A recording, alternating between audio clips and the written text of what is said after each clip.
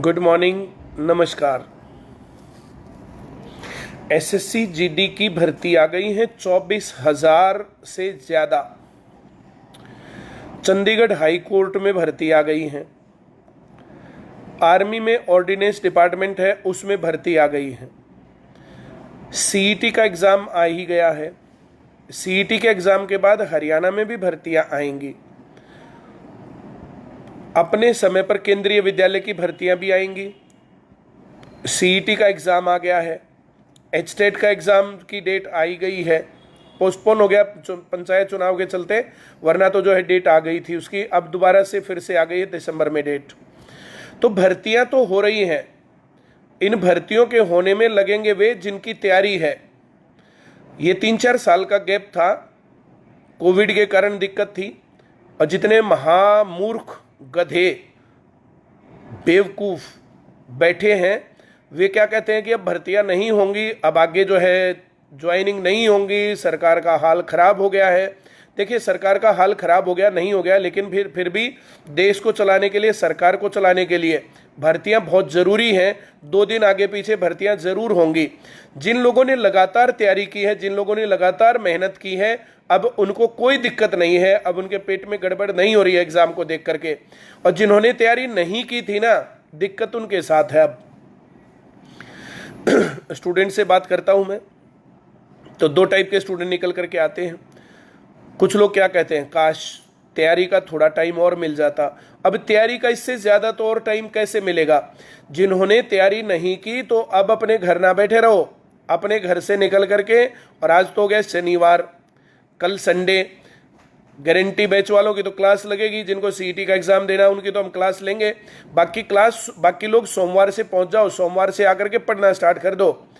एक रास्ता क्या है, 12वीं पास करने के बाद बच्चे कॉलेज में पहुंच जाते हैं। बीए करनी है, बीएससी करनी, बीकॉम करनी, 3 साल लगाएंगे। उसके बाद 2 साल में एमकॉम एमएससी में लगा देंगे। बीबीए एमबीए में उसी कैटेगरी में मानता हूँ, बीसीए एमसीए उसी कैटेगरी का हिस्सा मानता हूँ मैं।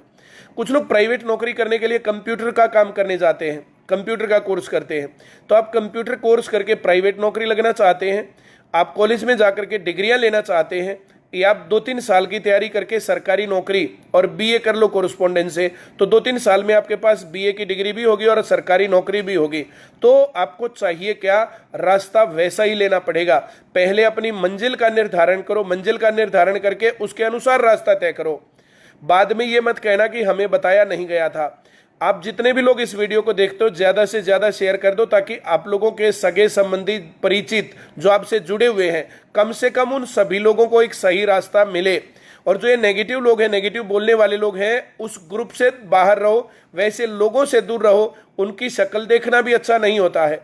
जिंदगी में एक काम मैंने हमेशा ये रखा कि जो नेगेटिव आदमी थे कि तुमसे ऐसा नहीं होगा, तुम ये नहीं करोगे, वो नहीं करोगे, तो उनसे मैं ज़्यादा वास्ता रखता नहीं था। अपने सफल होने का सबसे इंपॉर्टेंट पार्ट ये मान लो कि वैसे नेगेटिव लोगों से बच के रहना है।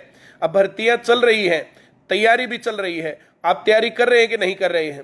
कोई चुनाव में व्यस्त होता है, कोई कहीं व्यस्त होता है, घर वाले दुखी हैं, ये हो रहा है, किसी के घर वाले पढ़ने नहीं देते हैं। तो जो इस प्रकार की चीज़ें हैं, तो आपको अपने घर में भी आवाज़ उठानी पड़ेगी, और बाकी लोगों की बातें सुनी अनसुनी एक तरफ करके और लगातार पढ़ते जाना पड़ेगा।